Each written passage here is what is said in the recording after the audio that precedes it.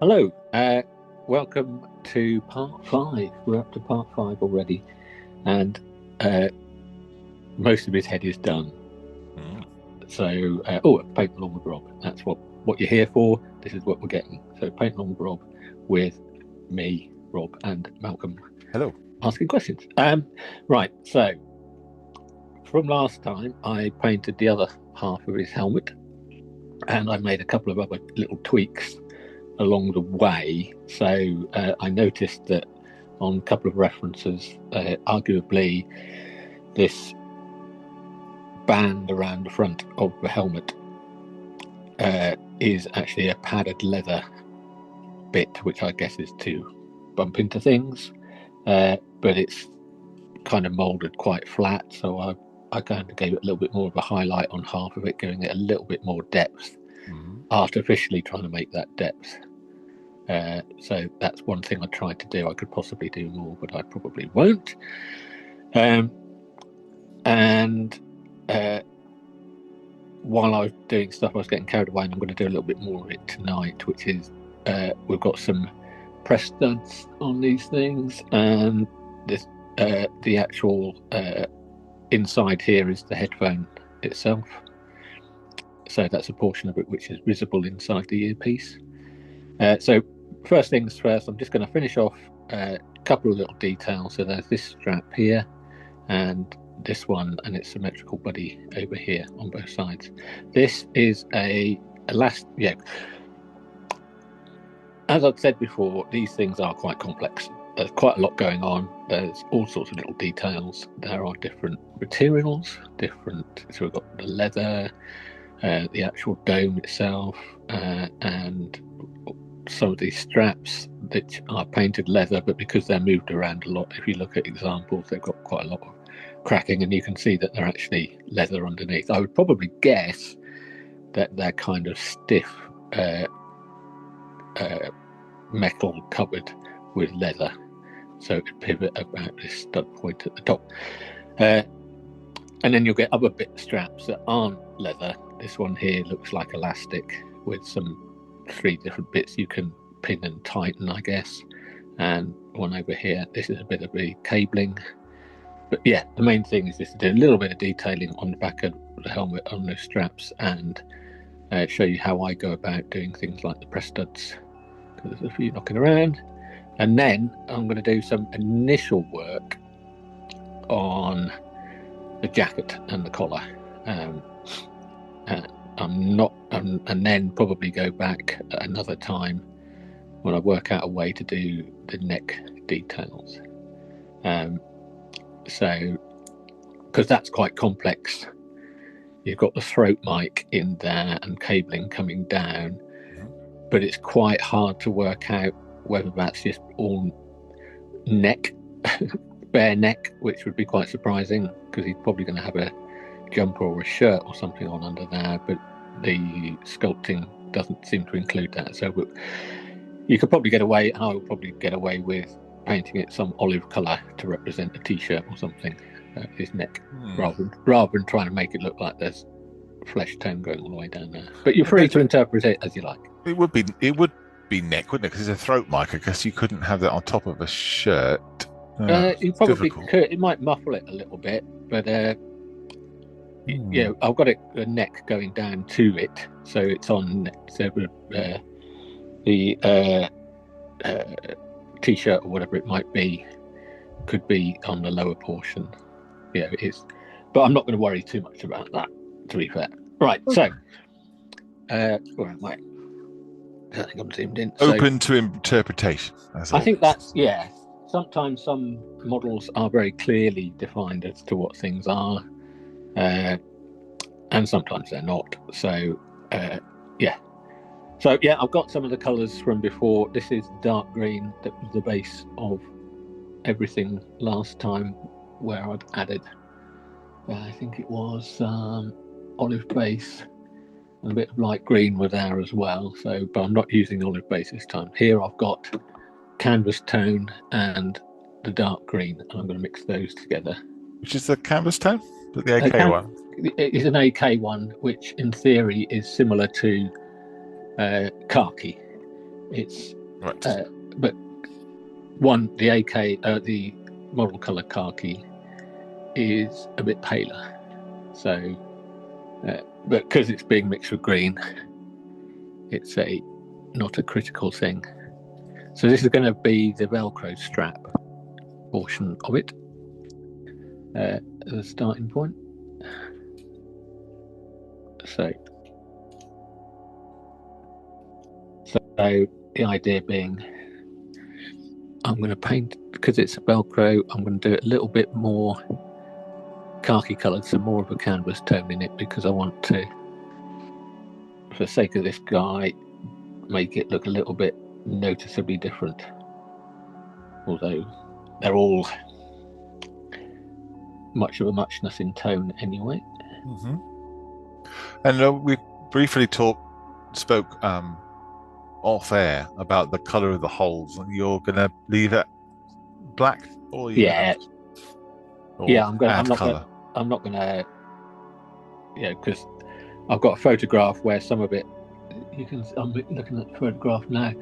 You can, from the inside, I can see some holes that actually are exposed to the sky, as it were. Mm-hmm. So you would see hair in that one, but there's others which have got padding, leather padding. So the inside of the leather would be part of a padding inside the helmet itself. So I'm not going to complicate that, and I will skip doing anything over the top on that. Let's hope nobody is tuning in just to learn how to paint the inside of a hole. Yes. Because we're not going to be covering that. Why would you? Anyway, moving on. Okay, so yeah, you can see it's a little bit more canvassy. I've done it doing both sides at once because they're big areas. And how's your brush, by the way? It's holding up. I may have to change it by the end of our time. I mean, I can make it do what I want to do, I think. That's what matters, right? Yeah. I'm just going to add some light earth as a highlight colour for this, by the way. And what I want to do is just add a little bit of light earth in, making it a very nice khaki colour, actually. It's quite a good khaki at this point, which seeing as I haven't decided exactly what I'm going to do for the jacket colour yet, it could end up being part of it. So I'm just going to do because always looking at the light coming down on top, I'm just going to do a little top highlight on that upper side. I'm not going to overcomplicate this, just a nice simple, you call it in Games Workshop parlance, that would be an edge highlight, but in the way I do it, or there wouldn't be a lower edge highlight because it's in shadow. So Games Workshop tend to do edge highlights on top and bottoms and things like that of everything, because it's purely done as an edge. Whereas I'm kind of always looking at doing light at the upper edge and surface. That makes sense? Yeah. So that's the two Velcro bits. Looking on photographs, there is a bit of texture on there, but I'm not going to do that. It's behind the head mostly. And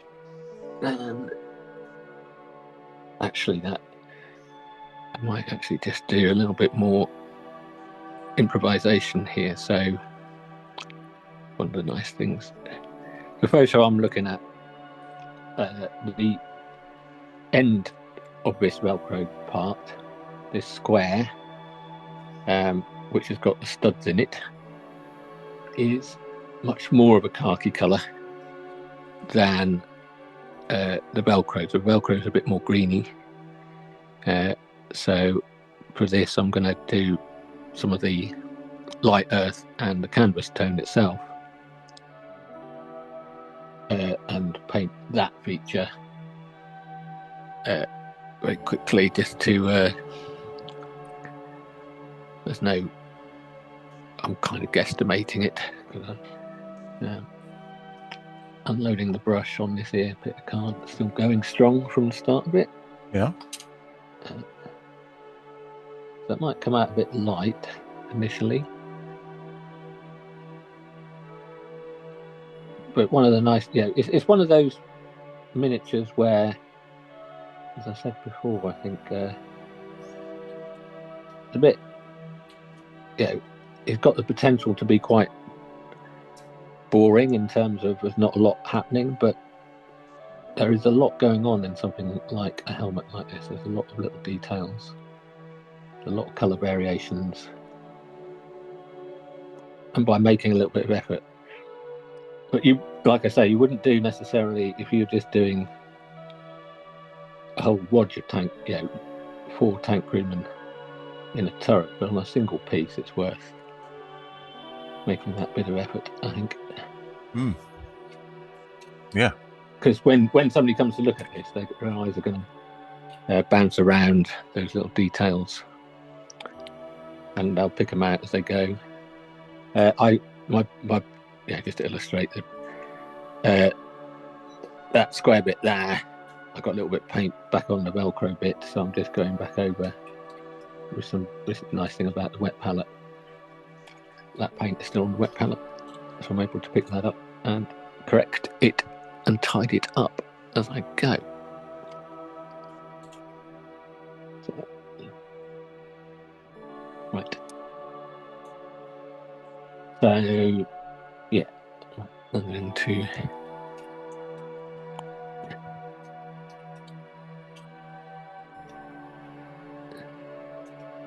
add a little bit of same principle as before, just adding a little bit of a light earth.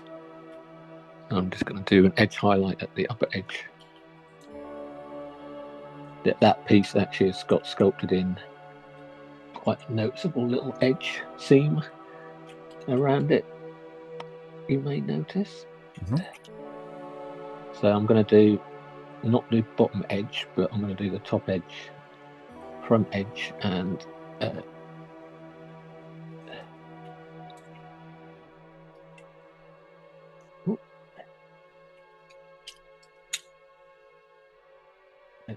just use that technique of using not the tip of the brush trying to paint a fine line, but the edge of the tip of the brush to just let it pick up on that upper edge.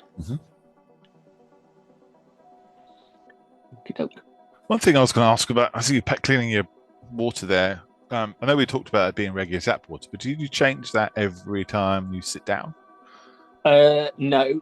If I was doing this in, trying to do, say, the whole head or whatever, not in the hour and a half we end up doing, I would probably come back the next day and carry on with that bit of water. But because it was 2 weeks ago, I had emptied it out because it settled. You see all the pigment had gone down to the bottom and all that kind of stuff. I could have used it, but I do tend to I do tend to empty it for doing these sessions. Okay. I know some people will keep their paint water exactly the same for, painting with. Yeah. Which I think is gross, but. Yeah, I guess I would try and clean it out as much as I could, as regularly as I could. I'm just going to add a little bit of that dark green, and just see if I can, because we've got that lovely definition, and that's a feature of that particular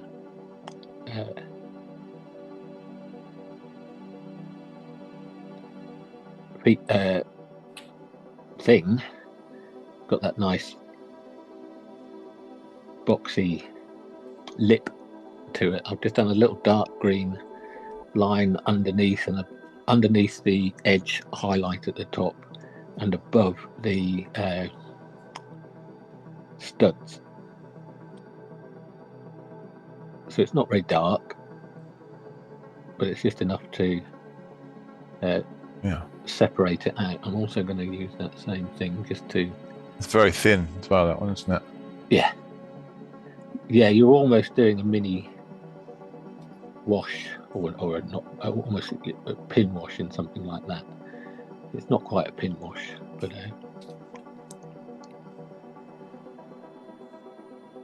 and then obviously if we get that slightly a little bit too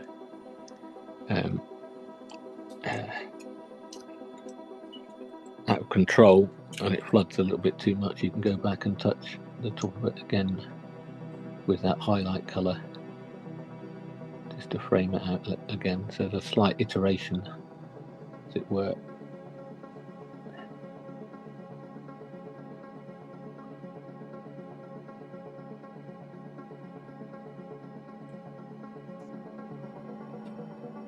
But now,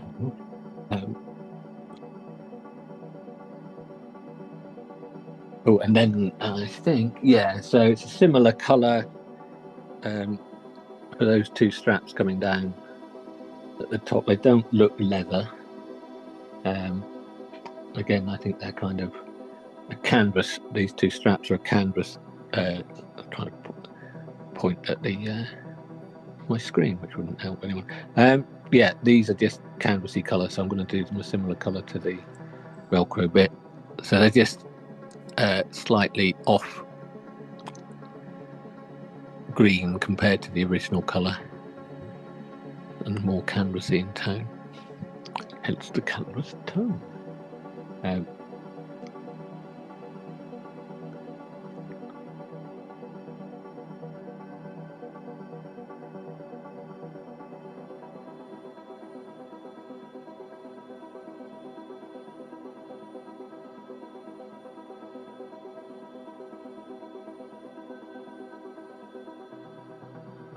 Fascinating. I'm just sitting there watching, my mouth wide open. It's almost as fun to watch someone paint it as to paint itself. Yeah, is it? I don't know. I can't remember. There's a word for that kind of thing. Is it AMSR? AMSR? Well, if it was audio, but I mean, we can't hear the brush moving. That's true. I can, You know. but there is kind of just seeing somebody making something or sculpting something. So that's one of the things when you're painting, certainly military stuff, but it also applies when you're doing anything else. You can. This is just something to bear in mind. Even though you're changing bits and pieces, if you're using the same core colours, even if you're adding a different brown to a green that you've used elsewhere, they'll all have the same core starting point, so they won't look out of place, if you know what I mean. So we've got all of these are based on the same colours so far, and the only bit where I've done the headphoney bit is the only thing that's kind of got that black bluish grey tone. Everything else has got the same basic colour combination in there, which makes them look like a whole unit. So yeah, I'm just going to do a little bit of highlighting on the those two straps. Probably come out a little bit harsh. Let's not put that on. Bring that down a little bit. It's not coming off my brush nicely. Yeah, sometimes when you want the paint to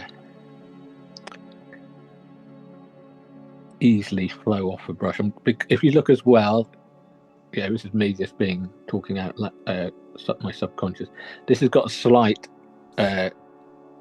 curved shape to it, and it's going upwards. So I'm going to use that technique of brushing upwards and removing my brush at the top. So I'm going to start about halfway and just go upwards. And yeah, you see it there. Do you see it?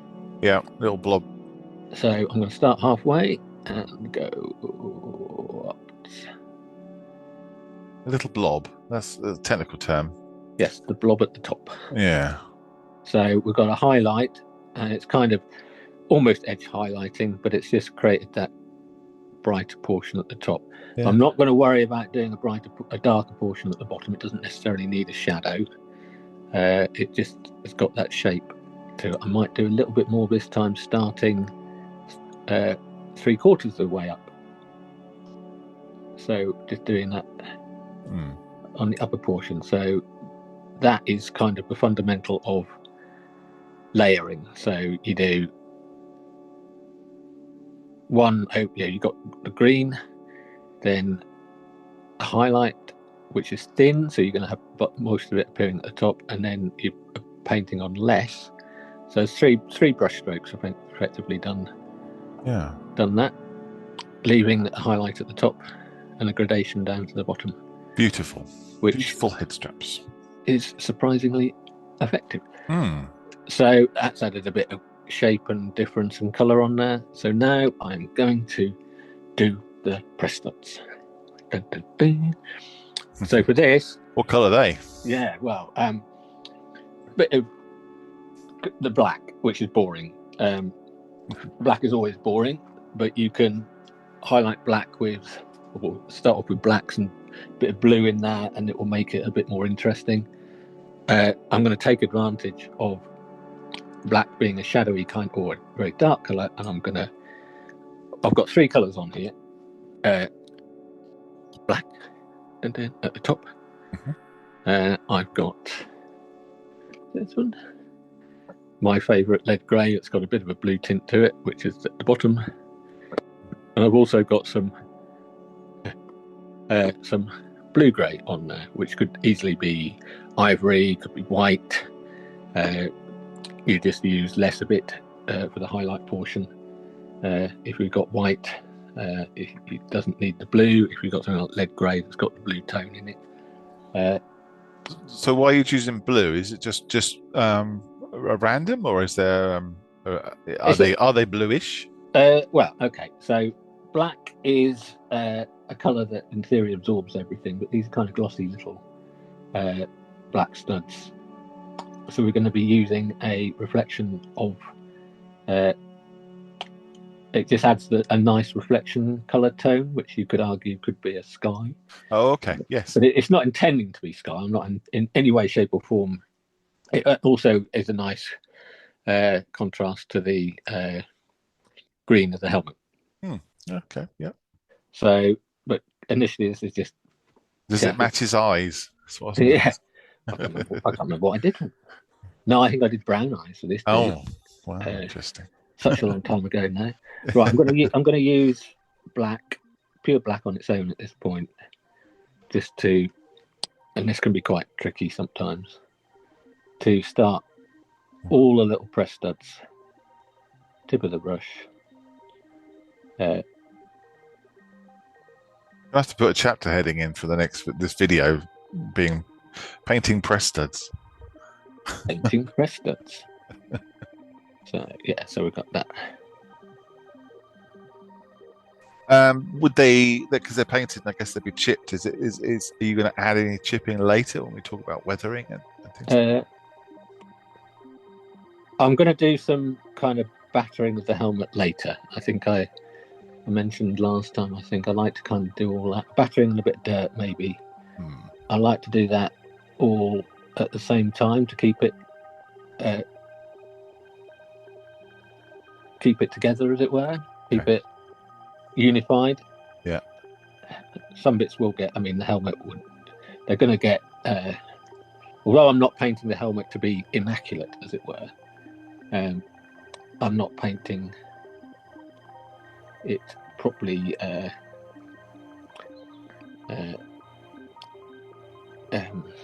what's the word? Yeah, I'm not painting that damage as I go. Okay. I guess you want to start with it looking good, and then you complete control over what damage you add to it, right? Yeah, because it needs to be. I feel it needs to be in balance with the rest of the figure. So when I put dirt on his uniform, that's quite tricky. The upper stud on these 2 things is a little bit less defined than the lower stud, I've noticed, because I've kind of struggled with both top ones. You can struggle with this tip of the brush to try and pick out the stud if you can. And would you just wet your brush and try and remove the paint before it dried on? Yeah, I think I'd mentioned before that you can use hang on. Yeah, you can use retarder. Yeah, yes. I'm not, but I'd also be happy to go back and add, and if it goes horribly wrong, to go back and use some of these colours I've got on my palette to fix up bits and pieces. So, where are we here? So I'm now going to do the 3 studs.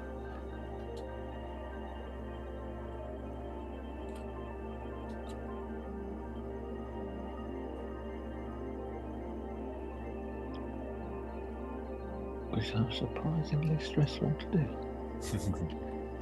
Well, it's pretty amazing. You do it while talking and with the camera on your face. Yeah, I mean, I kind of go round the side of the camera to see it, because I've also got huge goggles on. Got my Opto eyes on. You've been swimming. We got rain today, though. And everywhere smells damp. We haven't had much rain of late. No. So again, if you make an error, you can just touch it up, can you? Yeah, I would go and... I mean, I'm struggling a little bit with these to make them as nice as I'd like. Sometimes you have to just accept that they might not be perfect. Would there be, if you didn't have a camera in your face and you weren't talking, is there another way that you would do it? Would you like use like a cocktail stick or something? Or no, I would never use a cocktail stick personally.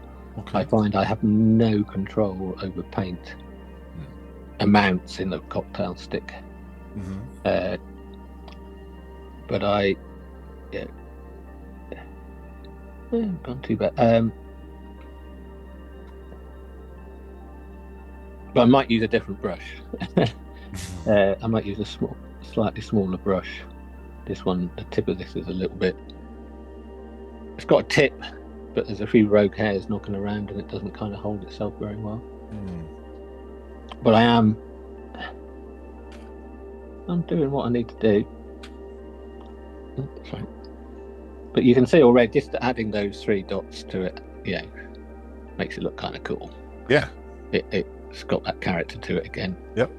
And what I'm also going to do, just to show, even though I got carried away last time and painted those bits of the headphones, I'm going to redo them for the benefit of this.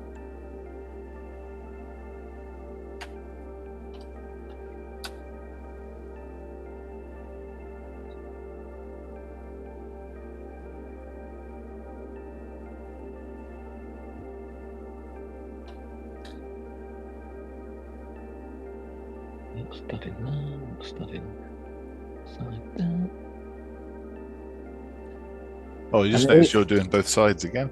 Yeah, I'm going to just, they're only little bits and pieces. So I'm also with this black one that's here. There is a cable around the back. Oh, actually, some of those cables are actually brown in colour. So I'm going to do it black and then probably do it brown on top later on, because I've seen one example I'm looking at here is twisted brown cabling, but we can add to the bit of a shadowy thing.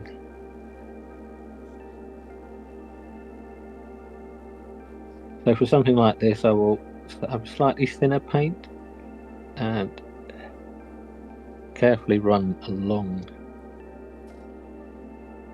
the strap or the cable with the view that I want to get it to the... I don't want it to flow, and last thing I want it to do is flow somewhere I don't want it to go, but I need the paint to go to the edges, because it will add a line, so to speak. It would be like eventually that will be a formula.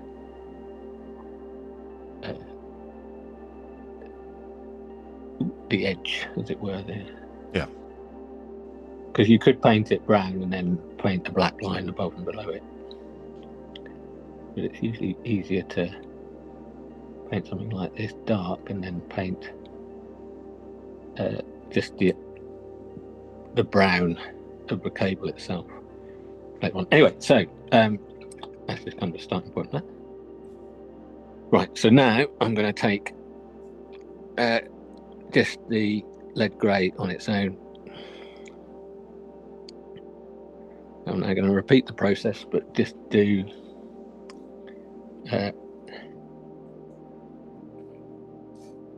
oh, wait, there we go, focus, better. And just do, if I can, kind of just the upper edge of those studs. And that's with that lead grey? Yeah, this is just lead grey on its own. So it's kind of doing a little bit of catch lighting at the top. So if I can do just the upper edge, same on the, I'm going to do about 50% of this. Same principle as doing the strap, just keeping it. Oh, I've got some paint over green with me lead grey. So I'm going to do a quick bit of emergency flooding with water. Right, yeah. While I was doing that lead grey, some went on the green behind there. So what I've done is flooded that with water immediately because it won't dry straight away.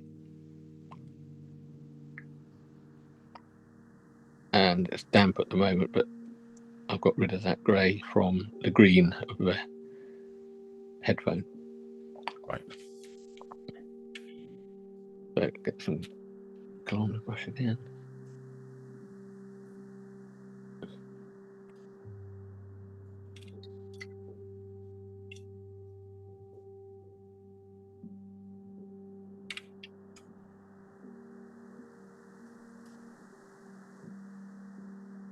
And they just need the tiniest of. Yeah, you'll notice I'm doing this really quick because there's hardly any paint to go on these bits because they're just on the upper edge. The black, the first time I did it, the black, I'm trying to define the shape. This is just adding paint to that upper edge only. So your brush isn't doing anything for long, so it's not kind of such a long-winded process. So let me just scroll over there.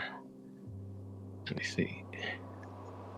You can see they're kind of like you've ended up with a kind of a black outline. Ooh. Not perfect, but it's got a blue. Yeah. And now I'm going to try instead and add some. I've got this light colour, could be white. You're just going to lighten that grey, lead grey slightly, not a lot. And then this will be the absolute, in theory, deftest of touches. Okay. So for the, I'm going to do that only at the very top edge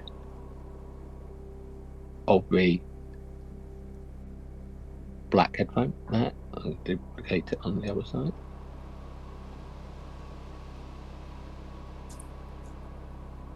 And then I'm just going to check too much paint on the brush.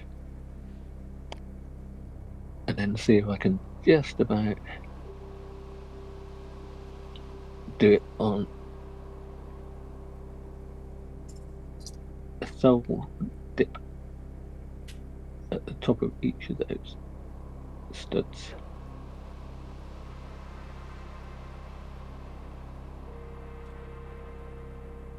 They could be anything. They could be buttons on the uniform, anything like that, just at the top. Be it a sci-fi figure or whatever. So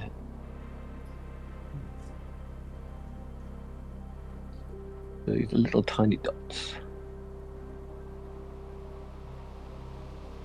You're doing all the same. Yeah, I'm doing all Yeah. the same at the Lights top. on the So top. if I just go and cruise back to again, do a little bit of a zoom in. I think they got in there. So you can, I mean, to illustrate what you can do, you can see here.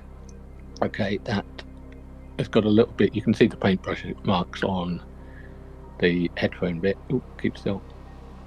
You can see that. Now I can go in with some thin down my black, so it's almost a wash. Do you mean the headphone The magnet part? yeah, the black bit that comes through. Yeah, yeah. Yeah, you can see there's some little. You can see the highlight at the top, then the lead grey, and then the black. Now that's a little bit too brush strokey in there, so I've got some thinned black, and I'm going to do a reverse with as a glaze. So I'm not going to be doing it as a it's wash consistency, as it were. I'm trying to work out the best way to hold it for this. And when I did these straps at the back and painted upwards, I'm going to paint downwards with the glaze, and I'm really zoomed in. So yeah, just painting downwards. So I'm covering that up and slightly. It's still there. As that dries again, but I'm leaving most of the black at the bottom. Right. Oh, yeah. Well, how many layers do you reckon you put on that? 2 or 3. Yeah. But they dry pretty quickly, and you want to get that uniform transition, if possible. Yeah. Not critical. I mean, it's such a small little detail, really, in the grand scheme of things.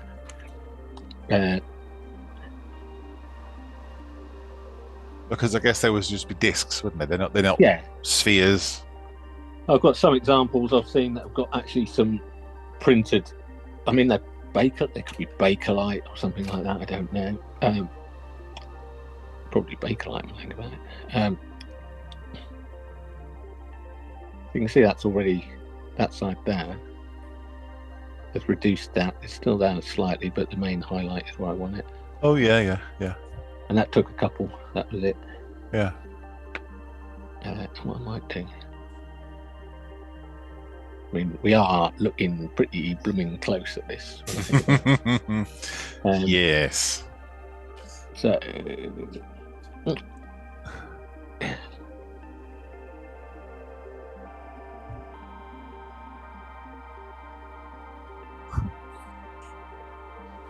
I'm just going, just doing a little bit on the same with these again, with the thin thing, bringing back the blackness a little bit more, because they got a little bit grey.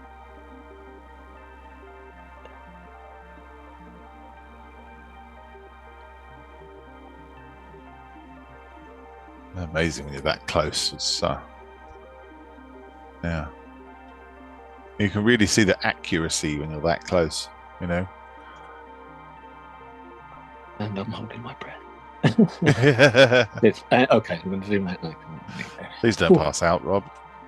Yeah. I've got a low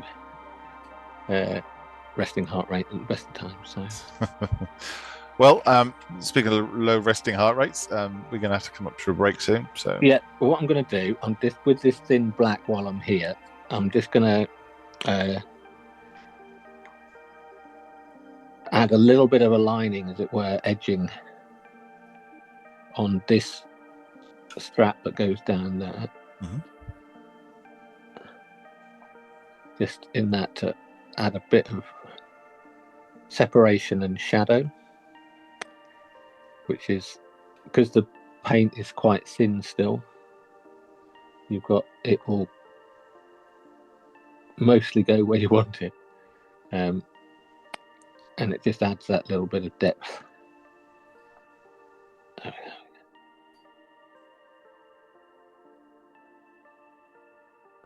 we go. Are you giving those to both sides? Yeah. Right. So that it's more of a separation than the shadow as such. Okay. So there you go. I think I might just do that same one in there. Just to separate that block at the front from the elastic. And I'm going to do the same again just on here. What do you want to do after the break? What's the... I think I'm going to try and... I'm going to do a lesson in khaki.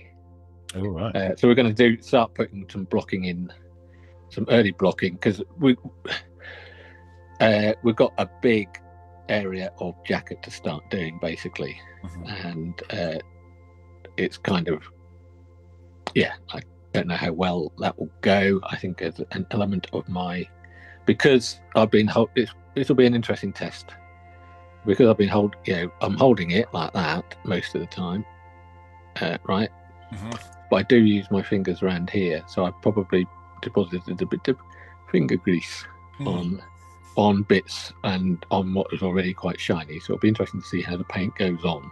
Okay. But it's kind of, when I say blocking, it's going to be putting a base coat on, and I might even be doing a little bit of rough highlighting in the early stages, because there's a bit of, but it's going to start getting a brand new kind of colour in there.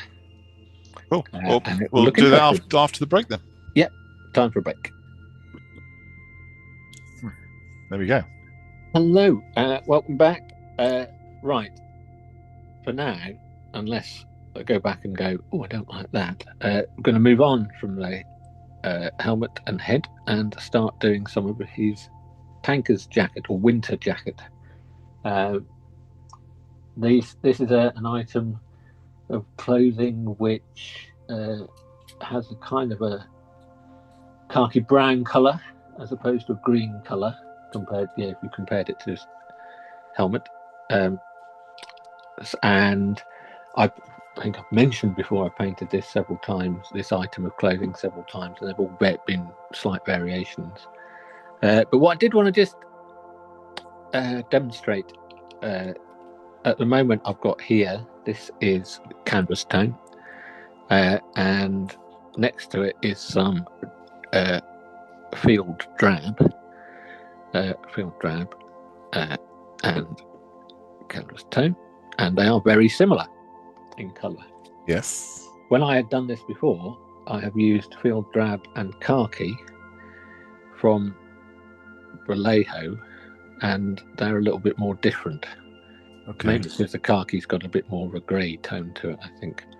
But I'm going to use these, or start using those, in order to make it slightly yellower. I've also got some Japanese uniform, but I'm not sure how much of that's going to go in it. But I just wanted to do a little demonstration of how you can paint mix. Back in the day, before all these acrylics were around, and we started using, or I moved from using Airfix and Humbrol enamels to using oil paints. None of those were available as mixed colours to match uniforms, so you had to do a lot of paint mixing yourself. And the good old Shep Payne book, the original dioramas book, has some paint mixers for oil paints. And in order to do, I'm just going to sort of get something similar to these using these colours at the top here. So I've got some black, just pure black. It's called deep red. It could be a yellow, any yellow, but I've got a RLM 79, which is more of a golden yellow and a bit of a cold, so a warm yellow and a cold yellow, effectively. Right. Yeah. So if you know your World War II tanks, you will know that olive drab is effectively mixing black and yellow. These are the two colours that you will get an olive drab colour. There you go. It's already becoming quite similar to our helmet. That's magic. It is magic, isn't it? Mm. Absolute magic. And if you add a bit of white to that, I was saying earlier in the break, I'm just mucking around using this titanium white heavy body acrylic. You will find that there's a company called Mindwork Games who produce figures, who also now are producing the paints that they're calling heavy bodied. They look like they come in these tubes, and they also sell Liquitex inks. So it might be this stuff, I don't know, but I found this in Hobbycraft, so that's just real. Heavy body, is that the pigment levels higher? Yeah, so you get a lot, compared to, you get a lot of paint in there for probably twice the price of one of those. And you get a lot of paint jointers, but they're classic paint colours, Patalo greens and weird things like that. So probably not very matte though, I imagine, if they're... I don't know, but if I mix some white in with my my olive drabby colour, we end up going towards our, probably not quite that one, but maybe even getting towards the light green colours there. But if I add a drop of red,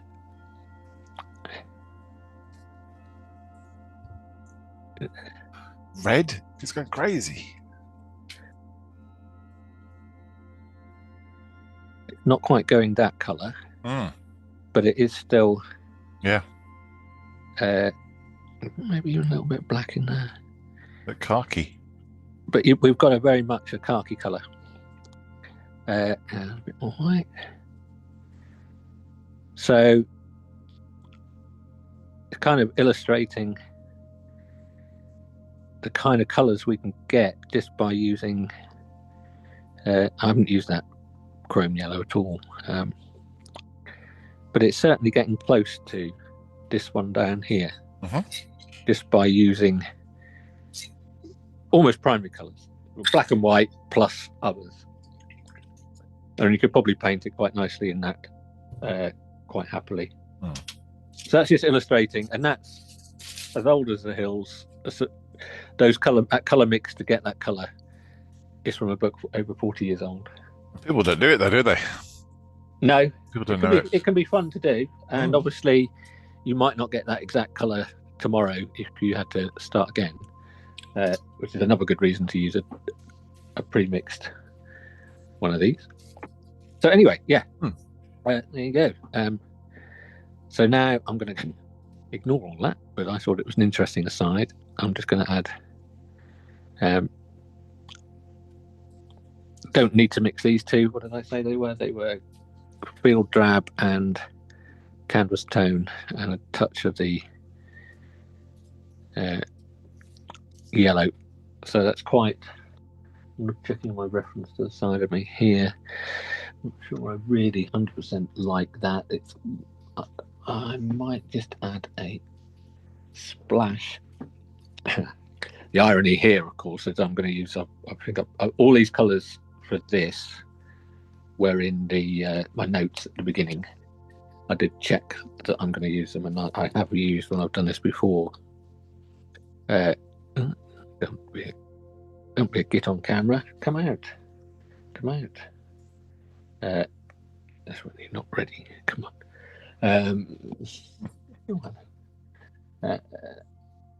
If you talk to it, does it help?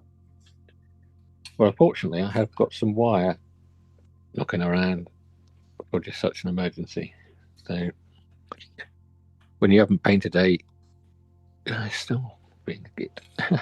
What I'm going to do, let's just say that colour, yellow olive, isn't far off this green here. So I'm just going to add a tiny amount of that in, because I just found that getting a little bit too brown.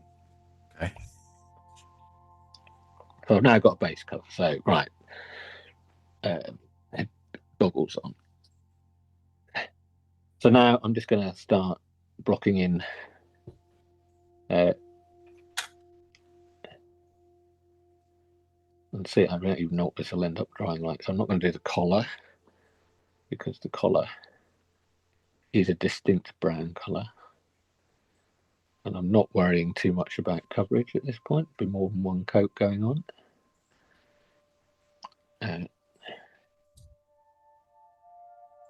So yeah, this is going to be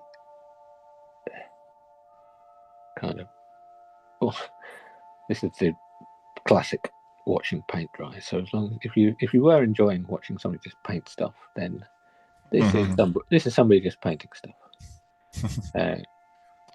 for your amusement. Well, we watched 5 episodes so far. Yeah, a good and valid point. It's that difficult mid-season hump. Yeah, and I think when you're doing stuff like this as well, if you look at those bits that aren't quite drying straight away, what I don't want to do now is put any more paint on top of that, because that paint's not dry. So I'll just lift that pigment and it will that's when you get it cloggy paint, or you end up with a not a smooth finish because you've lifted paint that isn't dry, and you've just pushed partially dry paint around, which can be quite detrimental to. Oh, I see. Yes, I know what you mean. Yes, and that gives you a very rough surface, then, doesn't it, as well? Yeah. Okay. So it's worth. You can see that slow on this upper portion here. You can see it slowly starting to dry, but I'm staying away from doing any more of that yet. But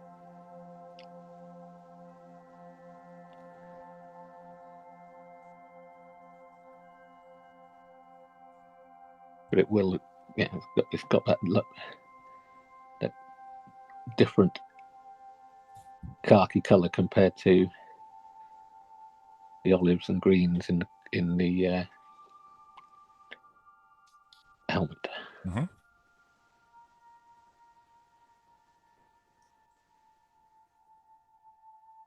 So my paint isn't super thick, but it's also not ridiculously thin. Did I knock that with my nib? I think I might have knocked it there with my. You can see that. I think I knocked that with my finger or my hand somehow.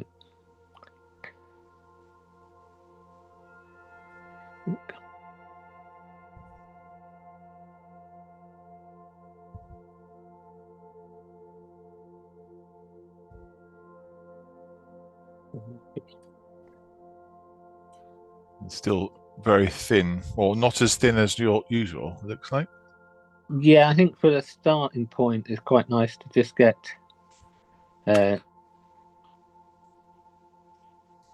coverage.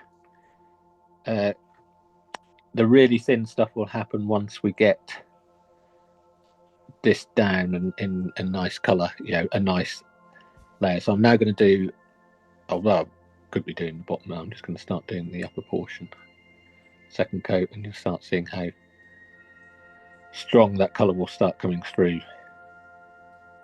on coat 2.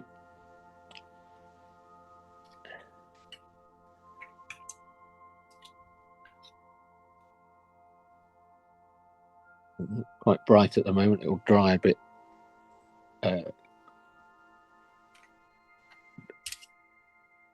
earthy, more earthy than that brighter yellow tone to it that it appears to have right now. And then it will, with subsequent highlighting and shading, it will tone down as well. Mm-hmm.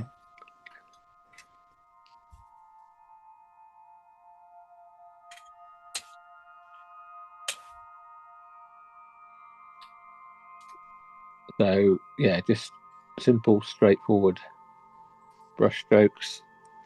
I guess I'm kind of painting parallel to going up. There's no logical reason for that, I think, other than just trying to keep all my brush strokes going in the same direction when I'm doing one portion. Yeah.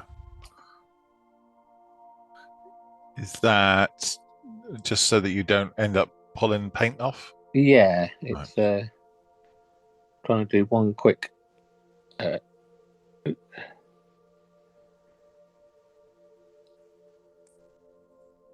Yeah, one quick brush stroke to get the paint deposited. Well, that's how I did it, isn't it? Because I turned it around like that. But I'm doing that front edge now.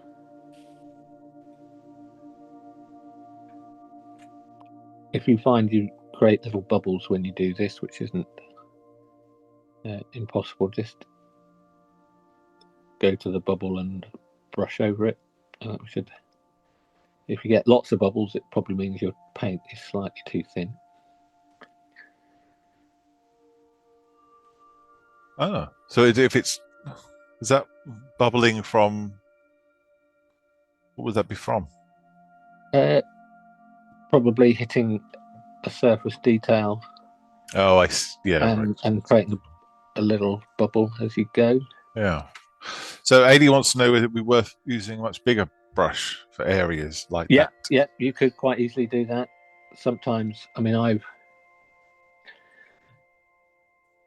are we going? Oh, I can't. Yeah. That would be just for a speed reason, right? Yeah, so I might use a brush like that. It's a Chimera size 2 brush. And that can actually, that can be good as well for, what would we say? We'll probably do a little element of that on this as we go, as time permitting. Yeah, you could certainly cover the whole thing a little bit quicker with a larger brush. Mm-hmm. I'm still trying to use the Opus for as much of this as I can. Mm-hmm. But those bigger brushes can also be good on a figure this scale for putting in broad highlights and shadows when we get to those port bits. Yeah.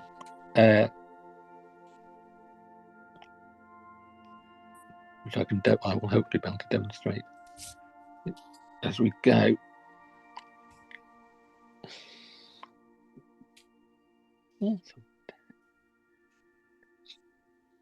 I guess you're not going for speed, are you? You're not trying to win a race. No, it's this when you're doing a large surface like this on a big figure. There's an element of here we go. A bit of a pain, but taking a little bit of time to get it to be nice and smooth and clean and not rush it is worth it in the end, I think. Right. It can be tempting. I mean, you could arguably, if it's your thing, airbrush it after masking the head you've carefully done. Yep. And you're right, potentially smoother with less brush strokes. I saw that comment come up. Yes, that's right. Yeah. Glanced at just the right time.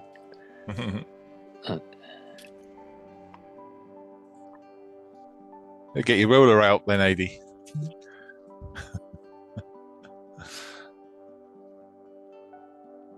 They don't do little model making rollers, do they? That's usually for painting and decorating walls. Well, don't mention it anywhere near AK because they're bound to come up with something like that. It'll be out tomorrow, you know. Yeah.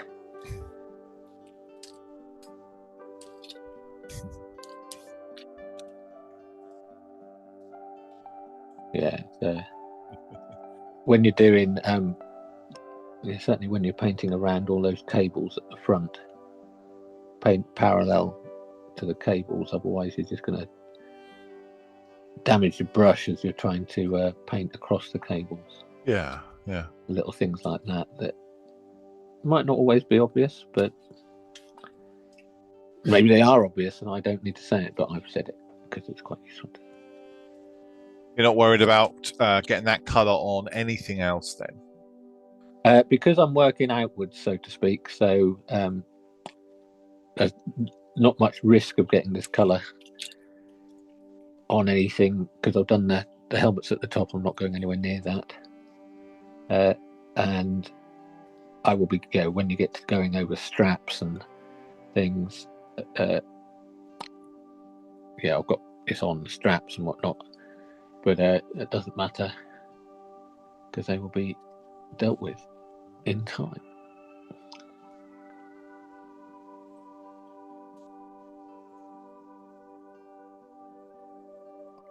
But a lot of these kind of brush strokes that you will see when doing a big area like this will eventually all just vanish once we start getting shadows and highlights and weathering and things on it. Tell you that colour looks bang on. Doesn't look too bad, does it? No, not at all. It's got that slightly taken a little bit. I think it's a little bit green and a little bit of that Japanese uniform that just hit it in that right tone for it.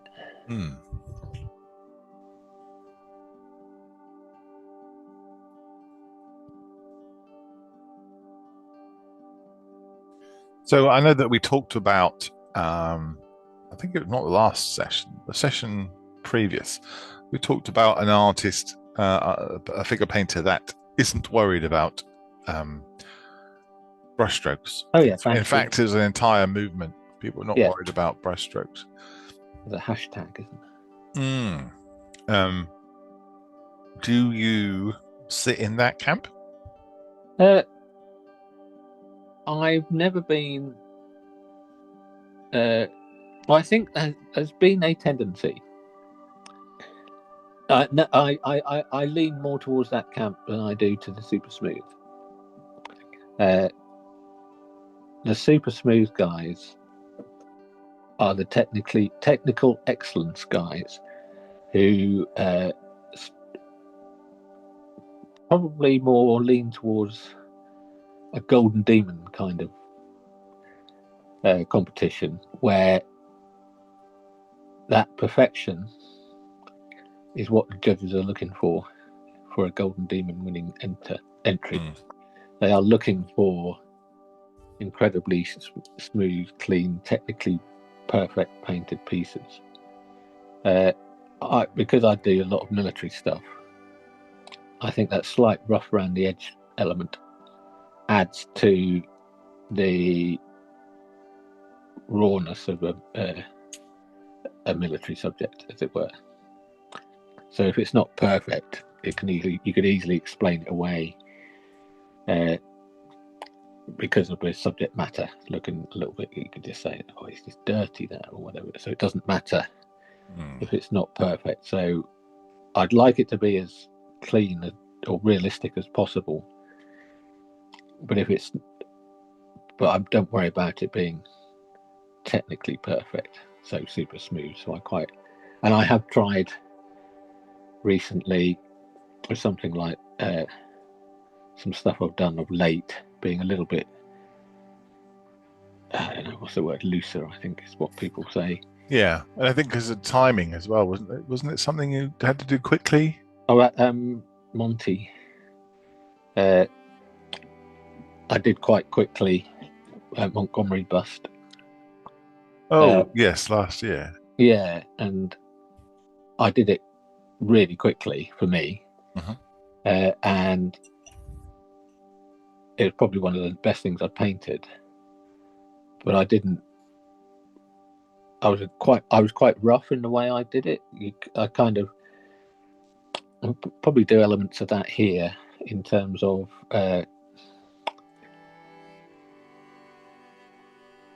moving from. I would say, I'll still maintain get the cleanest base coat on you can. But what we'll do after that, when we're doing the highlights and shadows, I think we can be a little bit loose and then refine, as opposed to, and then if you might like the way it looks when it's done loosely, I think it can look quite cool when it's done that way. There's a lot of awkward angles in here to get to.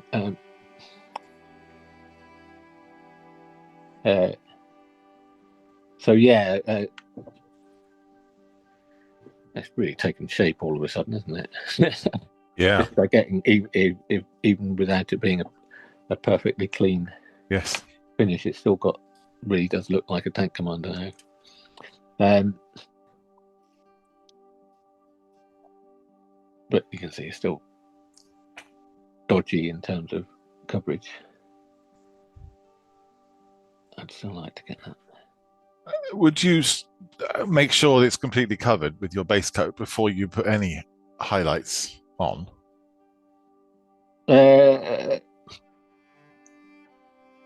Would you be tempted to start adding once upon a time, I might have done. I'm probably less inclined now because the way the highlights and things work is that they're as much part of the base coat. Because you've got a choice. You can put an entire base coat on, let it all dry, and then start doing other things. But you could equally start adding highlights as part of the base coat. So we might do that in a minute, actually.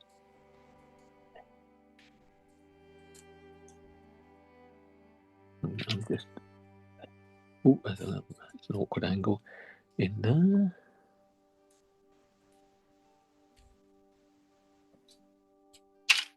Yeah, I mean, this is an interesting one because we haven't had to build anything.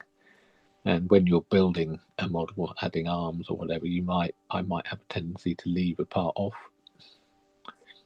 Anyway, a lot of the Games Workshop guy figures I do, I might leave an arm off. Prime it separately, stick the arm on, do then some lighting, take the arm off again. Yes.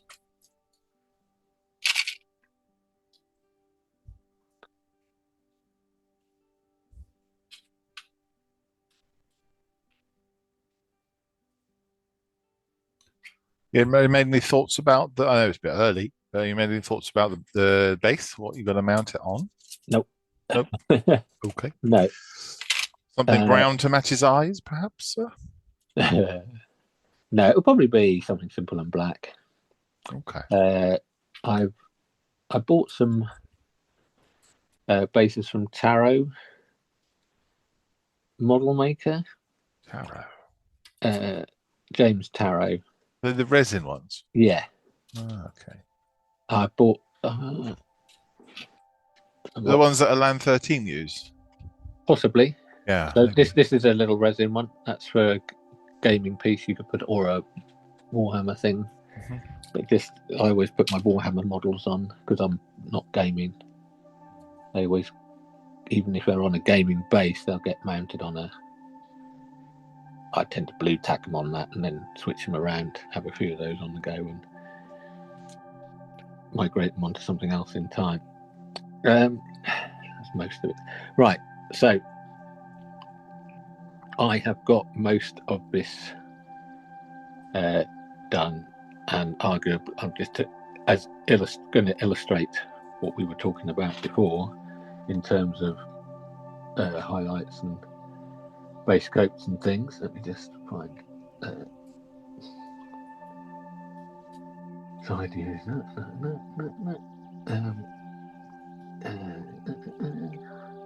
Right, I'm just looking at my notes because I've forgotten. Okay, so excuse me a second. Just gonna.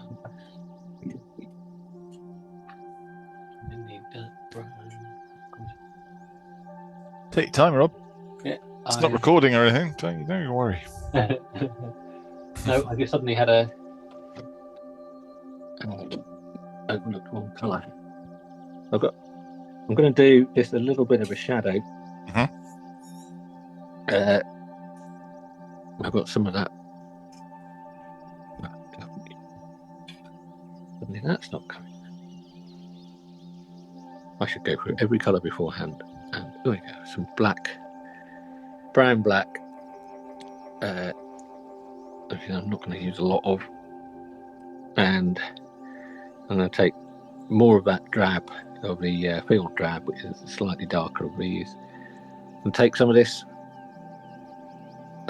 dark green that was knocking around from earlier. So again, bringing colours from the helmets now going into the uniform, and so a dab of that brown black.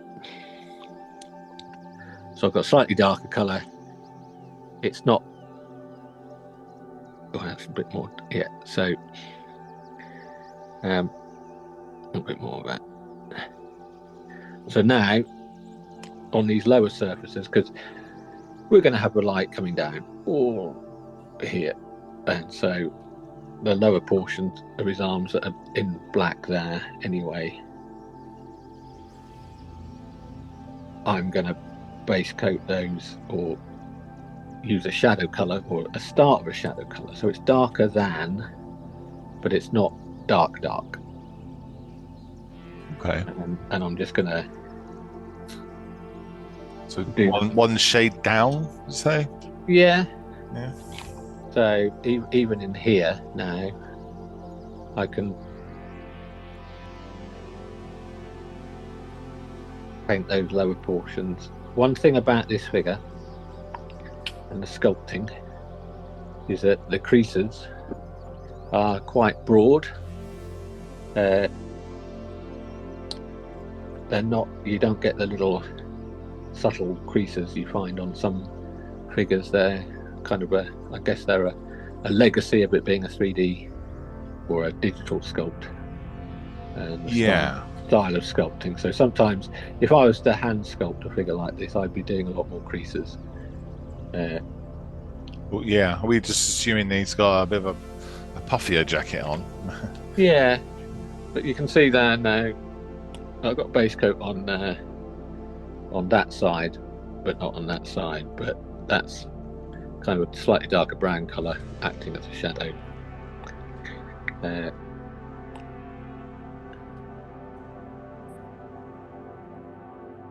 So even at this stage, I'm not. Yeah, when we're doing those highlights on the helmet and I'm painting up to deposit the paint, I'm not even worried at this point about how and where the paint's going in terms of where I'm lifting my brush. I'm just putting almost. This is where you will find people talking about sketching. So here I'm just really loosely putting shadows. I am sketching where the shadows are going effectively.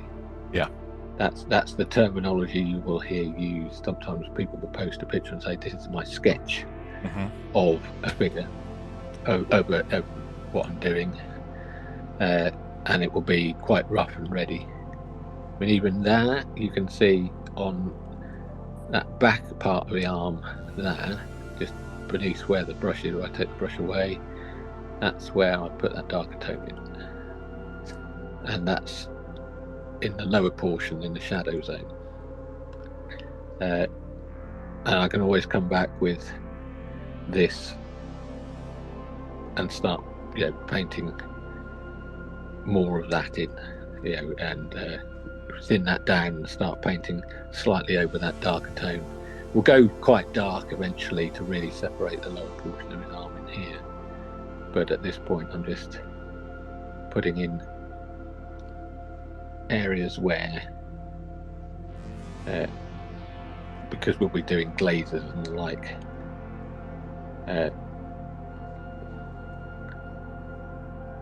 so I'm using this as a way of still base coating, but I'm base coating areas with my shadow tone. So I'm not trying to do super smooth shadows and highlights and whatnot. I'm just still base coating, but just happen to be base coating some areas in shadow colour, and being quite rough. And arguably even it can be quite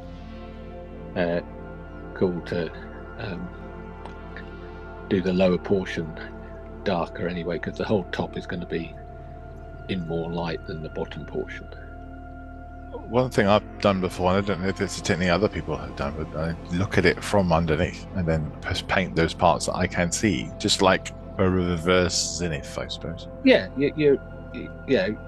I'm kind of subconsciously doing that anyway. I'm looking at this and thinking, where's the light coming down onto it? So, and you can define that by looking back up, and we might even end up trying to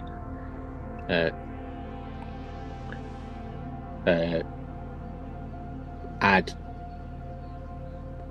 highlights and shadows and creases. Creases that don't even exist in the sculpt. Okay. Yeah. We might have a go at that.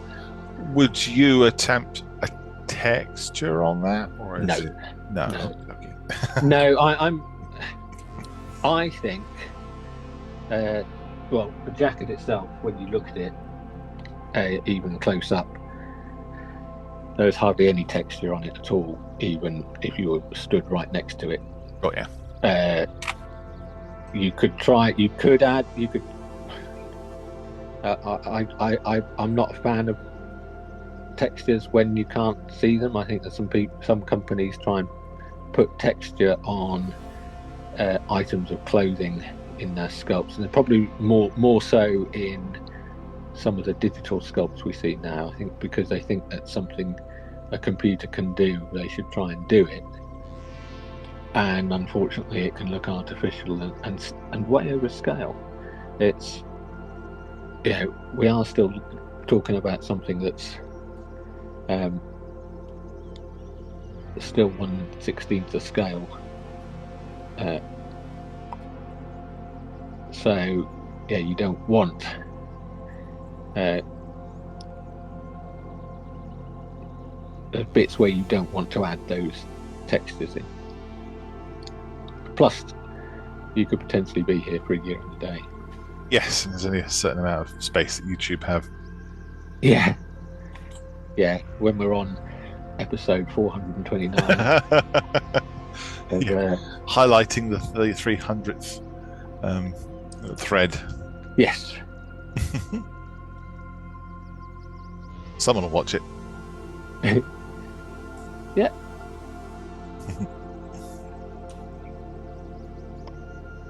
So I mean, these are like I say, these are quite broad shadows. They don't look too bad. I will want to refine them in time as we go. But at this point in time, it's more about just effectively being the base colour. So not looking for perfection. Yeah, good coverage and nothing missing.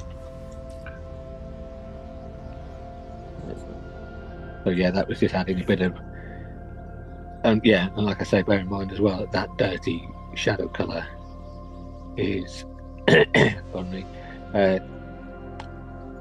includes adding things like greens to this, which might not be instinctive, but does work in what we're trying to do.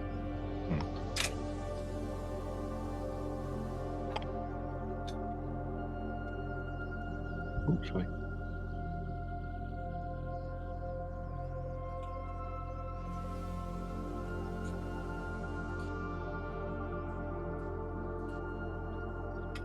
So even in this act of putting a base coat on, we've actually ended up getting a little bit more shape and form that you couldn't see when it was in black, I mean. Yeah, we're sort of taking advantage of the fact we're doing this large broad area by changing the colour tone. What I might try and do now is just do another layer, but this time I'm going to do a layer with a bit of a highlight in it, just for the upper portion. So I don't want to go too mad on the highlights because we're trying to keep it in. I always feel you can go so far and you can overdo it. I'd rather have some room left to do little catch bits with a stronger highlight. So what I'm going to do is just take a little bit of the light earth, which I'd used in some of the highlighting portions on his helmet. I'm just going to add that to that base colour we had. And I'm going to take photographs of the paints I used for all these bits. And so that's very fractionally lighter, I think. And I'm going to go and get it slightly a bit more. And do the reverse of what I've done with the shadows. So just add couple of these on the upper surfaces. Let's see this. Wait a second to see how that dries. It might be a little bit too bright. Just some canvas turn back in.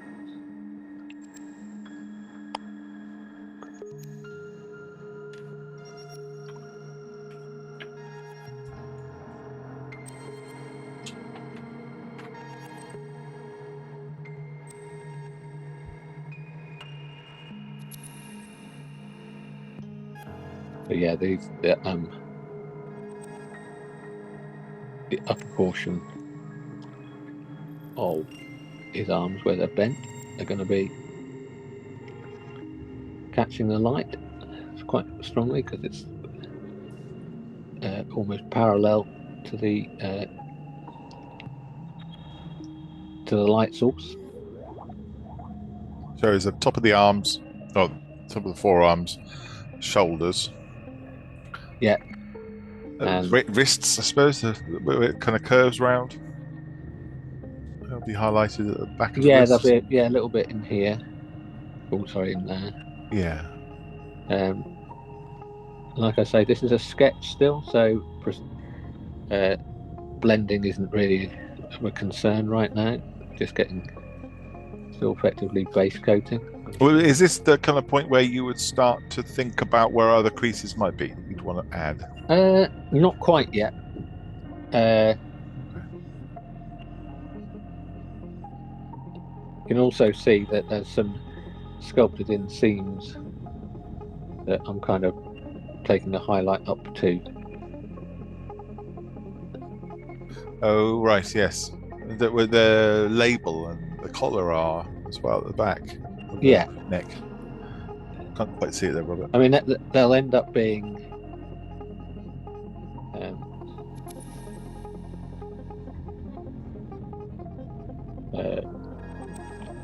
lined neatly.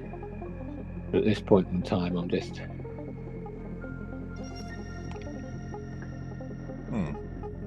getting paint there.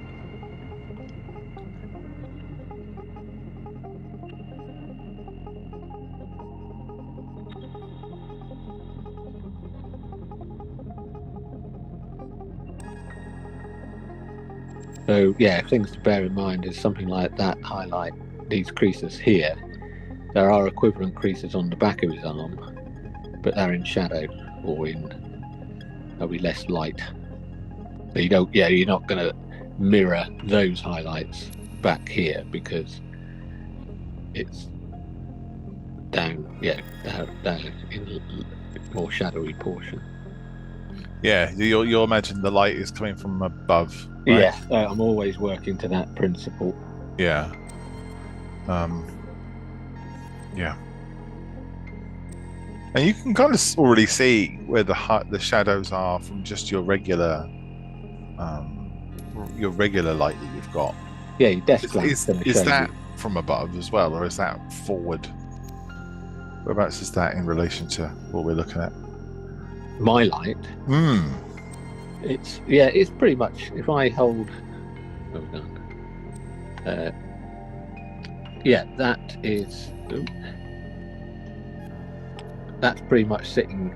You can see the shadow under his hands where the desk lamp shadow is, so you can see where there's created shadows there and there. That's where you can actually see that they are in fact copy and pasted creases. Yes, you're not supposed to look up there. No, but it is one of those things where I've noticed with the some 3D stuff is that they are, if you're sculpting that by hand, you're not going to be able to do that. It would never look identical because you can't copy and paste with traditional sculpting. So is that something you could perhaps work on? You could like move the shadows about, perhaps. Yeah. I mean, we could, for something like that, we could easily have done, light source coming slightly to one side, so you've got a brighter bit coming down one side of the face, and then your shadow would move, so you'd get more light coming on that side and more shadow on that side where they would be. That would be quite a clever way to deal with that issue. But I don't think. I mean, I can see it there as well. But it's I think you end up with, if the face is nice, the helmet's nice, and there's all those other little details. We're not going to notice that. But now I've mentioned it, you obviously will. But well, I guess this is new for you too, isn't it? This is the first 3D sculpt that you've painted in this scale. Yeah. So, right. we're on the journey with you. So, another thing is something we've talked about before, having symmetry that you want to try and hide. Yeah, I think that's certainly a thing that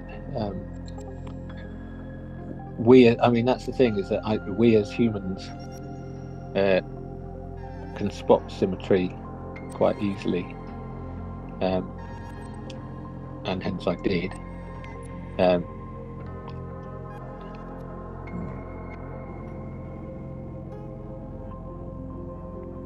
And it can end up being quite unnatural, because in a natural thing, we don't in things like this, we don't naturally expect to see it, so we do eventually spot it. And maybe because I do sculpt as well. Eyes trained into it. Yeah, a little bit more. Okay. Geared up to notice it. Okay. So do you want to do another 5 minutes? I can keep going around in circles doing this kind of thing. I think the tone is pretty nice. Getting some highlights in place is starting to pay off. Would you put any more? Would you go any lighter than what you've gone? Not necessarily at this point in time, because it will start to look a bit weird and artificial. Potentially too much. So I want to try and keep it in balance, as it were. It's not a material that will get strong. It's not reflective. Yeah, bright lights. And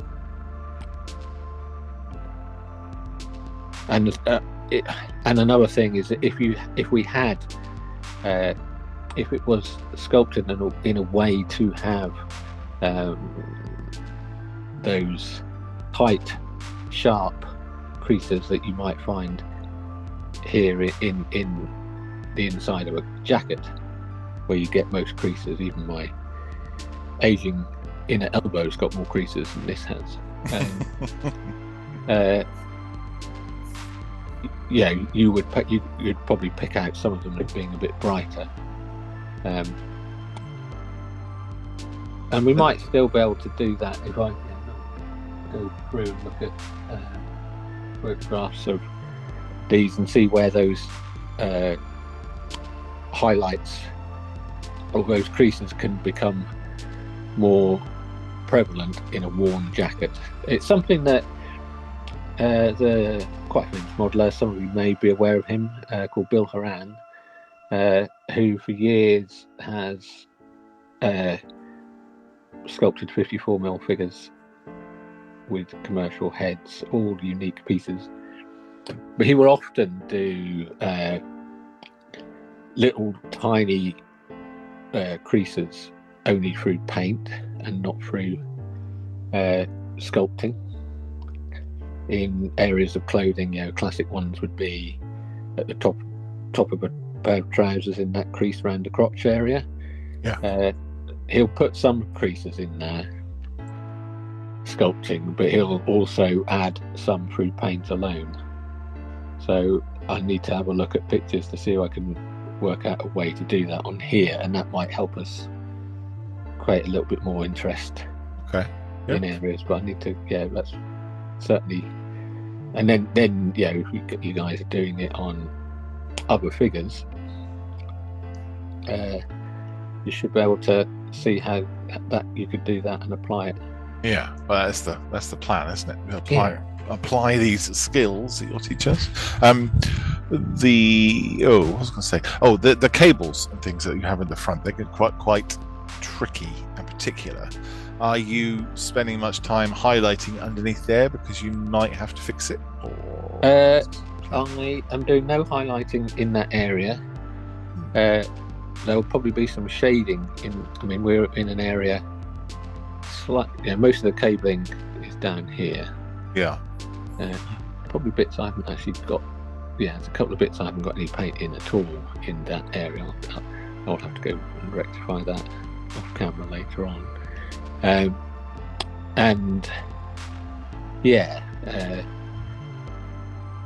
Or is it something that you're going to do? You do a bit of brown on the cabling or black on the cabling, and then maybe go back to that color again.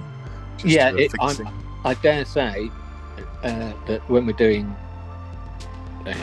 in the same way I did that bit at the back there, I will be doing that as a black or a dark grey, and then some brown. And the chances of me doing that perfectly first time are remote. So coming back, knowing I'll be expecting to come in with some of this. Even now, when I think about it, I've already, that portion down there has already been done with quite a bit of that shadow colour in there. Not that the cables are casting shadows, but it's in the lower portion of his uniform that's got a lot of other interesting things going on. So you wouldn't want to highlight any of that area then, because you want the other parts to stand out, I guess. The cables will make that more interesting. Anyway. Okay, I think that's brilliant. I can keep going on with this for hours. So what are you going to do for next week? You're going to just go around and make sure you've caught up all the base colours? I might neaten those up. I might not do much at all. I might just we get that. There's a couple of areas that could probably do with one more extra coat on. But I won't take it much more than that, and then work out what I need to do next time. Okay. And what's next time? Is it collars and cuffs, or? I think it might be nice. It's actually it's quite a good thing to do, is to put a bit of base coat on some of those bits just to get a feel for it. Right. So there'll be collar and cuffs, but I'll be doing more of the uniform highlighting and shading and some of the seams to make those bits stand out a bit more. Okay. But overall, considering we've used effectively 3 tones on his jacket, putting some, and none of those shadows or highlights are strong. They are only slightly darker, so hence you've got, it's looks quite effective. There's still some much deeper shadows to go in under his arms. The areas where his arm is